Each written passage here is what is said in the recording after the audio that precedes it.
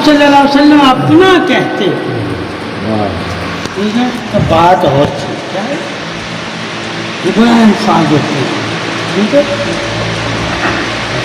اسی طرح اگر آپ اپنے گھر والوں کو آل والا کہتے تو بات اور تھی، کہا میری آل فاطمہ سے، اس کی ازواجہ کا نام نہیں ہے، کیا نہیں ہے۔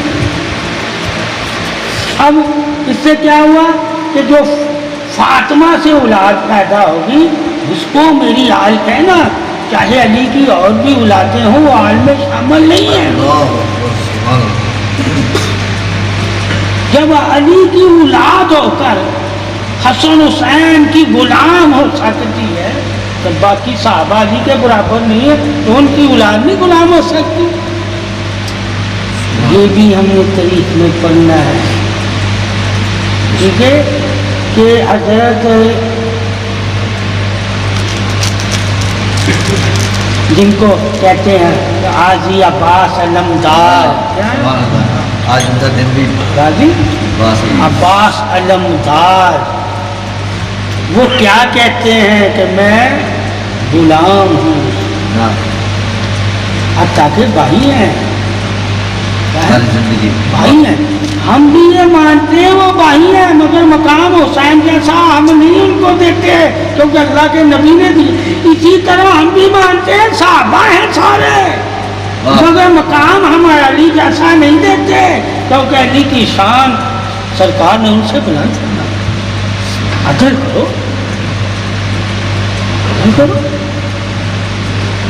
تم خود سے کیوں کرتے ہو بات کہ جی میں فلانے کو اس طرح مانتا ہوں، میں فلانے کو اس طرح مانتا ہوں۔ جب تو اپنی مانتا ہے تو اگلا بھی پھر اپنی مانتا ہے، وہ بھی کہتا ہے میں فلانے کو ایسا مانتا ہوں۔ تو دین میں اپنی ماننا یا اپنی منوانا کہیں نہیں لکھا ہوا۔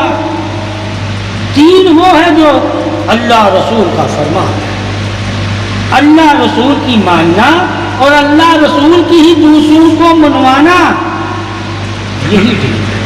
اپنی نہ مانو دین میں نہ اپنی منواؤ دین میں، اللہ رسول کی ہی مانو اور اللہ رسول کی مانو۔ اس لیے فرق کیا گیا، کیا گیا، مثلا ایک واقعہ آتا ہے، کئی واقعے ہیں مولا علی مشکل کشا کے جو تمام صحابہ ساتھ ہونے کے باوجود بھی ناکام رہے، سرکار نے انہیں بھیجا ناکام، سرکار نے بھیجا ناکام، مگر مولا علی کو بھیجا تو کامیاب، مولا علی کو بھیجا تو کامیاب۔ پوچھو تو صحیح صحابہ اکرام سے، ٹھیک ہے، کہ آپ کو بھی حکم ہوتا تھا آپ کریں، نہیں کر پاتے۔ ایک قافلے میں آپ صلی اللہ علیہ وسلم صحابہ اکرام پانی ختم، جا کنویں سے، یہ بڑا واقعہ، پانی لاؤ، اور کنویں میں جن تھے، کیا تھے، کہاں تھے، جنات تھے، ٹھیک ہے، اور جو صحابی جاتا تھا وہ بڑکے مارتے تھے، ڈر کے واپس آ جاتا تھا، ٹھیک ہے۔ پھر حضرت علی جا کے کنویں میں چھلانگ مارتے، کیا مارتے، تو سارے دن تابعہ ہو گئے، پانی بھی کنویں سے نکالا، کوئی کسی نے کچھ نہیں کہا۔ اس وقت بھی تو صحابہ تھے ساتھ، ٹھیک ہے، خیبر میں بھی صحابہ تھے ساتھ، ٹھیک ہے، جنگ بدر میں بھی صحابہ تھے ساتھ، جنگ احد میں بھی صحابہ تھے ساتھ، ٹھیک ہے، جنگ جبل میں بھی صحابہ تھے ساتھ، ٹھیک ہے، ہر جنگ میں صحابہ ساتھ تھے، کیا تھے، مگر ہر جنگ میں جو عزت بڑھ کے، عزت ان کی بھی ہے، بڑھ کے اللہ نے علی کرم اللہ وجہ الکریم کو دی۔ ہمارے اسلام میں تو قدر لکھی ہوئی ہے، کیا لکھی ہوئی ہے، جو قدر نہیں کرتا وہ دینداری نہیں ہے۔ اور قدر کیا لکھی ہوئی ہے کہ جس میں ذرا برابر بھی وحی کی جھلک نظر آئے اس کی بھی بات مان لو، ذرا برابر، یعنی کہ جس کے اندر ذرا برابر بھی وحی ہوگی اس کے اندر شک نہیں ہوگا، اگر وحی کو مان کے چلتا ہے اور وحی کی مان کے چلتا ہے تو وہ کبھی بھی ناکام نہیں. یعنی کہ جس طرح چونٹی وہی کی مان کے چلتی ہے، سیپ وہی کی مان کے چلتی ہے، شہد کی مکھی وہی کی مان کے چلتی ہے، تو وہ کبھی بھی نقصان نہیں. جن کے پاس رتی 2 رتی 4 رتی وہی ہو وہ کامیاب ہیں، نفع دیتے ہیں دوسروں کو.